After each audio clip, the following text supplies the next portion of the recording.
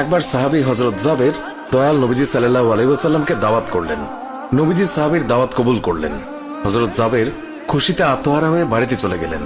বাড়িতে গিয়ে স্ত্রীকে খোঁজ খবরটা দিলেন আর মেহমানদারির জন্য প্রস্তুতি নিতে লাগলেন। বড় ছেলে আব্দুল্লাহকে নিয়ে খাসি জবাই করে অন্য কাজে যখন হযরত জাবের ঘর থেকে বাইরে গেলেন, ইতিমধ্যেই হযরত জাবেরের ছোট ছেলে ঘুম থেকে উঠে খাসি তালাশ করতে লাগলো। বড় ভাই তাকে জানায় খাসিটিকে জবাই করা হয়েছে। ছোট ভাই বায়না ধরল, খাসি কিভাবে জবাই করে আমাকে তা দেখাও। অগত্যা বড় ভাই ছুরি হাতে করে ঘরের পেছনে গিয়ে বলল, এখানে জবাই করা হয়েছে। ছোট ভাই জানতে চাইল কিভাবে। বর্ণনা করে বোঝাতে না পেরে অবশেষে বড় ভাই বলল, তাহলে তুমি মাটিতে শুয়ে পড়ো, আমি তোমাকে দেখাই। ছোট ভাই মাটিতে শোয়ার পর বড় ভাই তার গলায় ছুরি চালিয়ে জবাই করার নমুনা দেখাতে গিয়ে ছোট ভাইকে সত্যি সত্যি জবাই করে ফেলল। বড় ভাই যখন দেখল ছোট ভাইয়ের গলা থেকে রক্ত গড়িয়ে পড়ছে, সে ছটফট করতে করতে একসময় নিস্তেজ হয়ে গেছে। তখন বুঝলো ব্যাপারটি কি ঘটেছে। আতঙ্কিত হয়ে সে নিকটবর্তী খেজুর গাছের চূড়ায় উঠে আত্মগোপন করে রইল। এদিকে হযরত জাবের পুত্রদের খোঁজে বাড়ির পেছনে এসে ছোট ছেলের অবস্থা দেখে থমকে গেলেন। অতঃপর তাকে বুকে করে স্ত্রীর কাছে গিয়ে বললেন, তাড়াতাড়ি একটি কম্বল নিয়ে এসো, বাচ্চাটিকে শুইয়ে দিই। স্ত্রী রক্তমাখা সন্তানের লাশ দেখে চিৎকার করে কাঁদতে লাগলেন। কিন্তু স্বামী হযরত জাবের তাকে সান্ত্বনা দিয়ে বললেন, আজ আমাদের শোক প্রকাশ করার দিন নয়, আজ দুঃখ দেখলে নবীজিও দুঃখিত হবেন। অতএব ধৈর্য ধারণ করো, কষ্ট করে হলেও মুখে হাসি ফুটিয়ে তোলো। তারপর তারা দুজনে মিলে ছোট ছেলেকে কম্বলে মুড়ে রান্নাঘরের পেছনে রেখে আসলেন।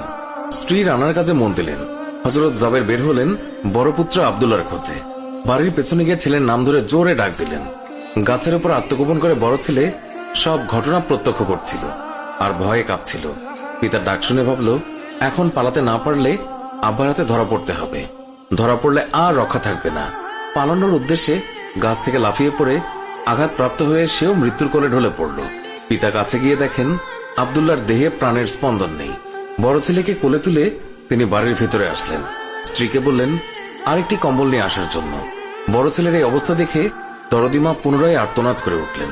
স্বামী তাকে পুনরায় সান্ত্বনা দিয়ে বললেন, ধৈর্য ধরো, আজ আমাদের দুঃখ প্রকাশের দিন নয়, আজ আমাদের পরম আনন্দের দিন। দয়াল নবীজি অল্প কিছুক্ষণের মধ্যেই আমাদের ঘরে তাশরিফ রাখবেন। তারপর দুজনে মিলে বড় ছেলের লাশ ও কম্বলে মুড়ে ছোট ছেলের লাশের পাশে রাখলেন। স্বামী স্ত্রী তাদের চোখের পানি মুছে মুখে হাসি ফুটিয়ে তুললেন। হযরত জাবের বাড়ির সামনে দাঁড়িয়ে নবীজির আগমনের অপেক্ষা করতে লাগলেন। অল্পক্ষণের মধ্যে নবীজিকে উটের পিঠে করে আসতে দেখা গেল। হযরত জাবের আনন্দে আত্মহারা হয়ে দৌড়ে গিয়ে স্ত্রীকে নবীজির আগমনের সংবাদ দিলেন এবং পুনরায় তিনি দৌড়ে নবীজির সামনে চলে এলেন। নবীজির উটের কাছে গিয়ে তাকে বাড়ি পর্যন্ত এগিয়ে আনলেন। নবীজি জাবেরের ঘরের সামনে উট থামিয়ে তার ডান পা মুবারক মাটিতে রাখলেন। বাম পা মুবারক এখনো নামাতে বাকি। এই সময় জিবরাইল আলাইহিস সালাম আল্লাহর পক্ষ থেকে নির্দেশ নিয়ে তিনি উৎসাহিত হয়ে বললেন, ইয়া রাসূলুল্লাহ, আল্লাহ আপনাকে জাবেরের ছেলেদের সঙ্গে নিয়ে খানা খেতে বলেছেন। অতঃপর নবীজি সাল্লাল্লাহু আলাইহি ওয়াসাল্লাম সাহাবায়ে কেরামকে নিয়ে জাবেরের ঘরে তাশরিফ রাখলেন। তাদের সামনে হযরত জাবের দস্তরখানা বিছিয়ে দিলেন। তার স্ত্রী খাবার বেড়ে দিলেন আর তিনি সেগুলো এনে মেহমানদের সামনে হাজির করলেন।